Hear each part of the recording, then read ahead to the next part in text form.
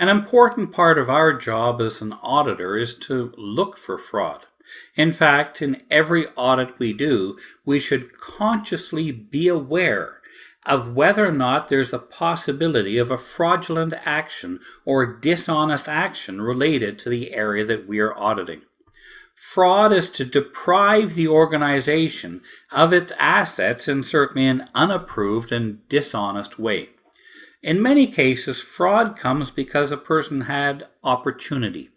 They had access to data that they then were able to misuse. And in many cases, this is why we put in place controls, such as separation of duties, such as need to know, dual control. All of these attempt to ensure that we reduce the opportunity for fraud through the implementation of controls that would either detect or at least try to then limit fraudulent activity. We also have to look for those who have the desire or the motivation to then commit a fraudulent act. A person who's disgruntled, unhappy, been passed over for a promotion. A person who's in personal financial trouble. These sorts of things can provide the motivation.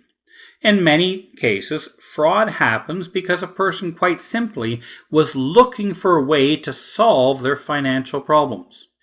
We also see that, of course, it could happen as a result of espionage, where a person has access to information and realizes they can sell that information in order then to get rich quick. One of the things that unfortunately characterizes a fraudster, and most criminals in fact, is the way they rationalize or justify their action. They justify that it's okay because, they were bypassed for that promotion they should have had. Or somebody else was doing something even worse. They therefore justify their actions and feel that it's okay. So a lot of our job, certainly as auditors, is to watch for these types of behaviors that could indicate a possible fraudulent activity. The way to protect our systems is to try to make sure bad things don't happen.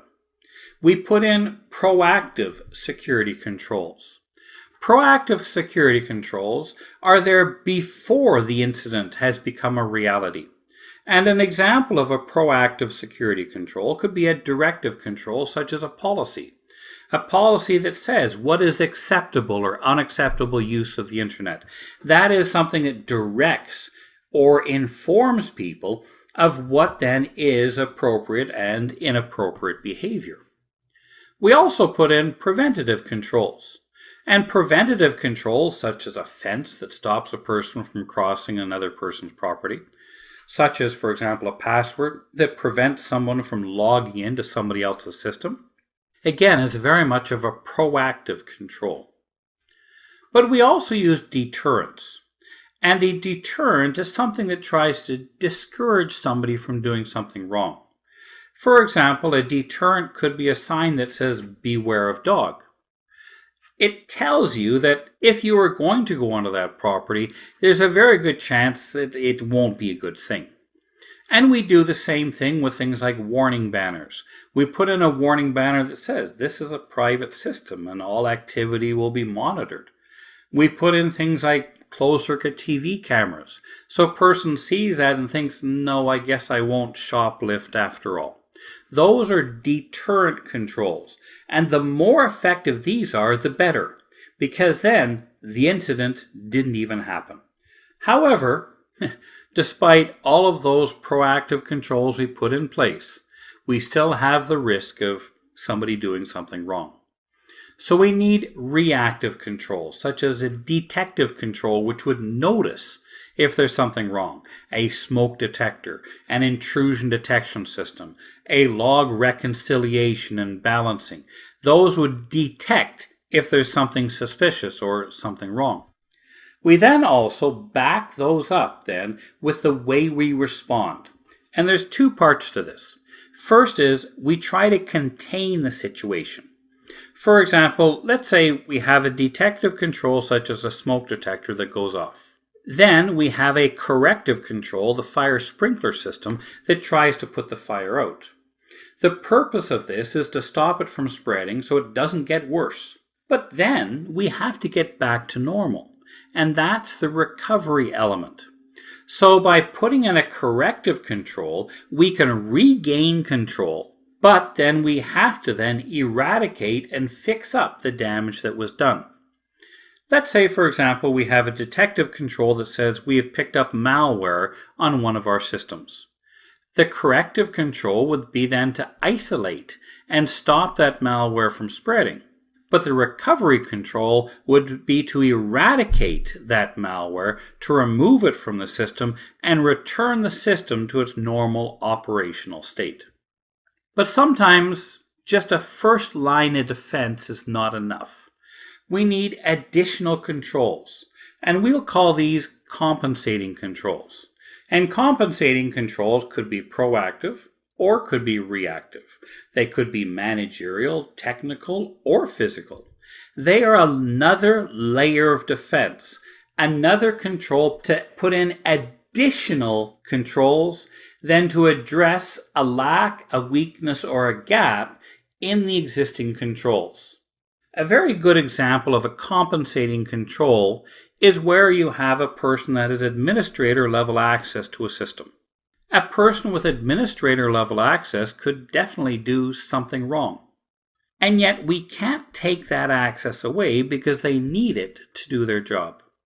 But what do? We compensate for that weakness by maybe additional supervision, by additional guidelines, maybe things like dual control, that it would take somebody else working with them to do an administrator level function.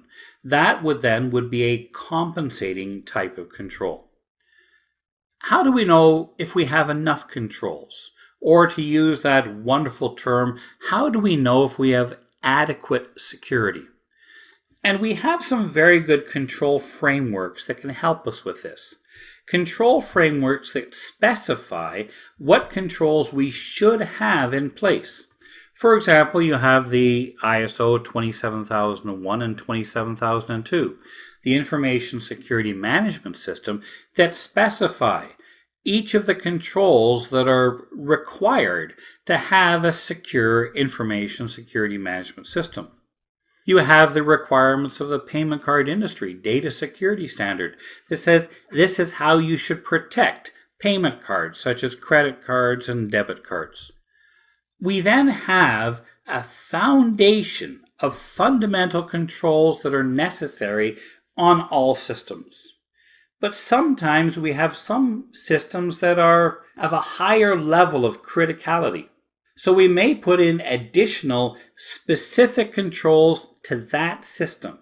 We have a baseline that applies to everybody as a fundamental control, but on that system we have additional specific controls because of the fact it operates at a higher risk. The controls, in the end, need to be monitored. We need to make sure these controls work effectively. And there's a number of different ways we do this through syslog and, for example, SIM systems, security information event management systems that can gather data from many different points. We have logs that were generated by a number of systems that are then brought together and aggregated, so we get a more complete picture of what's happening on all of our systems. But just to log is not enough. Just to have a SIM system is not enough. We have to have the analysis skills.